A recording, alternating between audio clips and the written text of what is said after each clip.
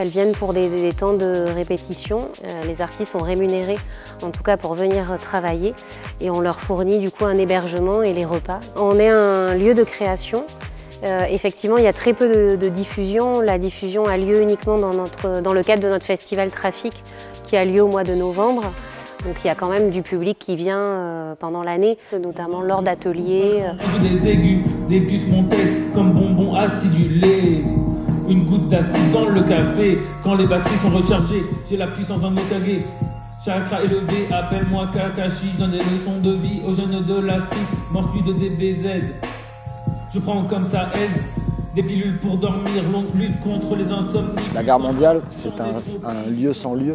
Il y a ces endroits pour répéter, mais c'est un endroit qui accueille des compagnies qui sont en recherche, qui est en immersion avec la Brigade d'Ali, l'Alimentation Générale, la Cité Jean Moulin, la Cité de la Catte. Donc ces à côté-là pour un théâtre, la Gare Mondiale en fait le centre de son activité.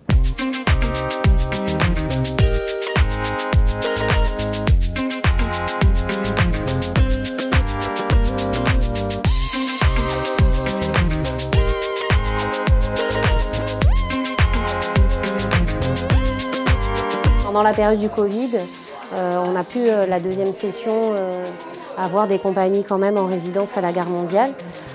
Et on s'est aperçu que les restaurants étaient fermés. Et donc on a développé aussi la Brigade d'Ali, qu'on appelle donc une cuisinière professionnelle avec des bénévoles, confectionne les repas des équipes que l'on accueille, nous, à la Gare Mondiale. Et on voit qu'il y a un fort lien qui se fait aussi avec ces équipes et les personnes du lieu.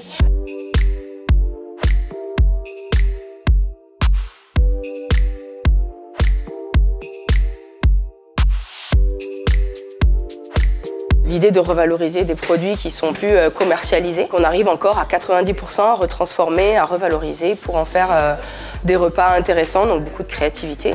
Et aussi cette notion du non-gaspillage, de pouvoir en répercussion proposer des tarifs peut-être plus intéressants aussi, puisque moins de coûts d'achat.